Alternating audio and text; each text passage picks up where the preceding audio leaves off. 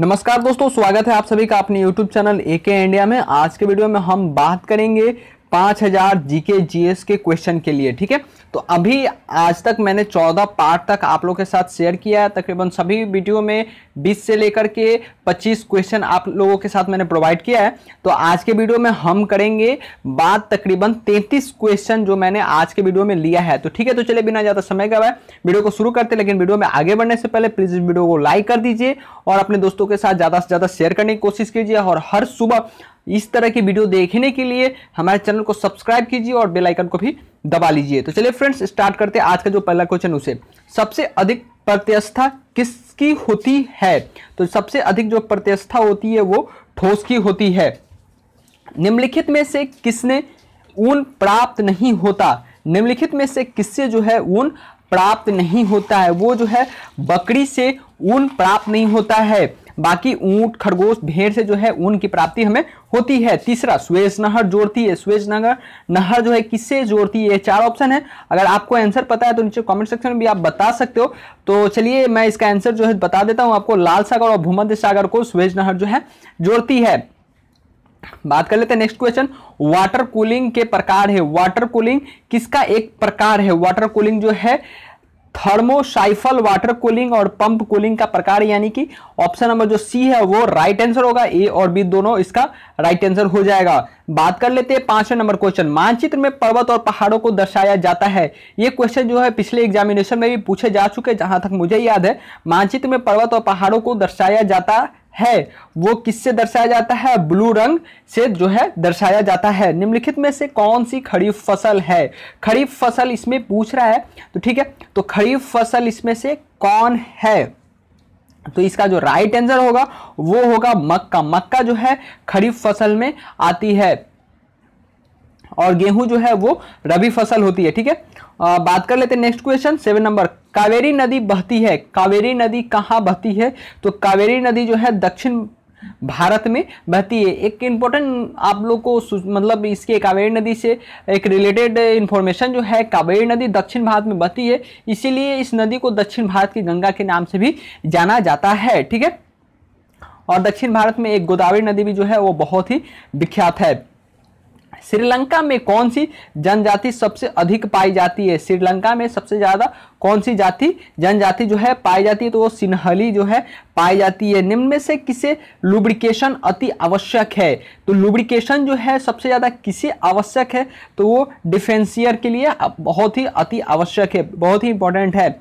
10 number. पालक के पत्ते किसके प्रबल स्रोत होते हैं? यानी कि जो पालक के पत्ते होते हैं वो किसके सबसे ज्यादा प्रबल स्रोत होते हैं? तो वो जो है आयरन के सबसे बड़े प्रबल स्रोत होते हैं। 11। संतरे किसके प्रबल स्रोत होते हैं? जो संतरे होते हैं वो विटामिन के सबसे बड़े प्रबल स्रोत होते हैं। दूध के फटने पर कौन सा एसिड उत्पन्न होता है? पिछले क्वेश्चन में भी हमने इसके बारे में बात किया था और कि दूध जो खट्टे दूध होते हैं उसमें सबसे ज्यादा कौन से एसिड पाया जाता है? तो उसका आंसर जो था वो लैक्टिक एसिड था, जो कि प्रीवियस वीडियो में मैंने बताया था। और आज के जो क्वेश्चन है, दूध के फटने में कौन सा एसिड उत्पन्न होता है? तो होता है लैक्टिक एसिड इसमें उत्पन्न होता है। 13 नंबर क्वेश्चन। किस रक्त वर्ग के व्यक्ति सर्वदाता यानी कि यूनिवर्सल डोनर कहा जाता है? यानी कि यूनिवर्सल डोनर है किसे कहा जाता है? तो ओ ग्रुप के जितने भी रक्त होते हैं उसे यूनिवर्सल डोनर कहा जाता है। 14। रेशम किससे उत्पन्न होता है? जो रेशम होता है वो किससे उत्पन्न होता है? तो रेशम के कीड़े के प्यूपा से जो होती है वो रेशम उत्पन्न होती है। ठीक है, जो प्यूपा होती है इस तरह की होती है और इसमें इस तरह ये प्यूपा इस तरह का होता है। ठीक है, बात कर लेते हैं नेक्स्ट क्वेश्चन। निम्नलिखित में से कौन से पर्सनल कंप्यूटर की कुंजी पटल की कुंजी परंपरागत टाइपराइटरों में उपलब्ध नहीं है? ठीक है, जो इसका राइट आंसर होगा वो हो जाएगा एंटर। जो होता है वो जो परंपरागत टाइपराइटर होता है उसमें उपस्थित नहीं होता है। ठीक है, पैराग्राफ चेंज करने के लिए इसे स्क्रॉल करना होता है। निम्नलिखित शब्दों में से कौन सा शब्द इंटरनेट कार्यप्रणाली से संबंधित है? ठीक है, तो www, http और ईमेल, ये सभी जो है इंटरनेट कार्यप्रणाली से संबंधित शब्द हैं।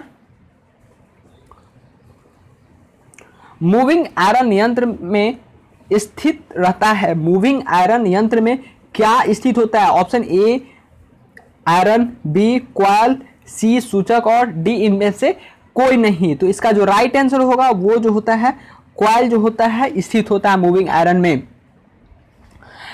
भारत के 8वें पंचवर्षीय योजना की अवधि क्या है? जो भारत के 8वीं पंचवर्षीय योजना है उसकी अवधि क्या है? तो 1992 से लेकर 1997। आपको बात बता देते हैं 8वीं पंचवर्षीय योजना से कि यह योजना अपने से पहले की सारी योजनाओं में सर्वोच्च आर्थिक विकास दर वाली योजना रही, यानी कि सबसे अधिक मतलब सबसे सक्सेस करने वाली ये योजना रही थी, और जिसका आर्थिक विकास दर जो था वो 5.6 रखा गया था, लेकिन इसने जो है 6.5% की वृद्धि तय की थी। इस योजना को जो 8वीं पंचवर्षीय योजना है इसके बारे में एक और इम्पोर्टेंट फैक्ट जो है, इसे जो है बॉटम टू टॉप भी कहा जाता है। 8वीं पंचवर्षीय योजना को क्या कहा जाता है? बॉटम टू टॉप कहा जाता है 8वीं पंचवर्षीय योजना को। राष्ट्रपति द्वारा राज्यसभा में कितने व्यक्ति को मनोनीत किया जाता है? तो 12 व्यक्तियों को मनोनीत किया जाता है। जो राष्ट्रपति होते हैं राज्यसभा में 12 सदस्यों तथा लोकसभा में 2 सदस्यों को मनोनीत करते हैं। यानी कि अगर क्वेश्चन इस तरह भी पूछा जाए कि राष्ट्रपति राज्यसभा और लोकसभा में कुल कितने व्यक्ति को मनोनीत करते हैं तो 14 व्यक्ति को। अगर राज्यसभा सिर्फ राज्यसभा में कितने लोगों करते तो 12, लोकसभा में कितने करते तो 2। इस तरह भी क्वेश्चन को बनाया जा सकता है। 1 पिकोग्राम बराबर होता है, जो 1 पिकोग्राम होता है किसके बराबर होता है? तो 10⁻12 ग्राम के बराबर होता है। शक्तिशाली MOSFET की धारा संचालन क्षमता होती है, ठीक है।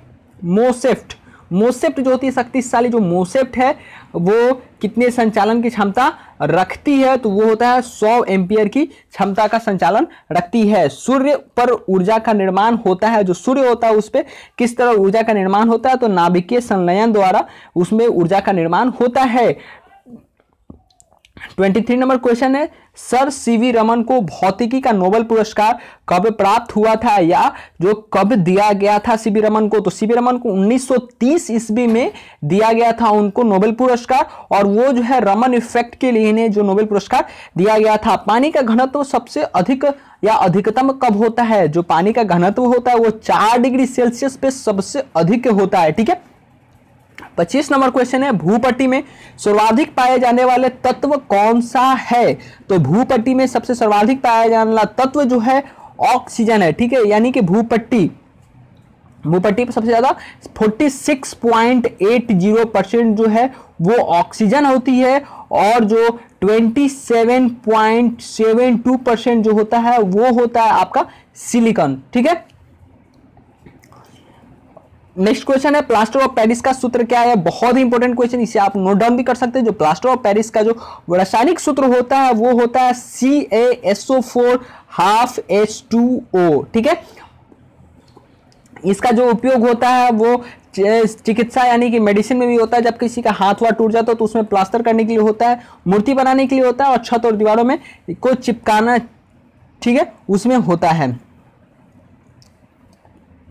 पृथ्वी की सतह में सबसे दूर वायुमंडलीय परत किस नाम से विवादित है?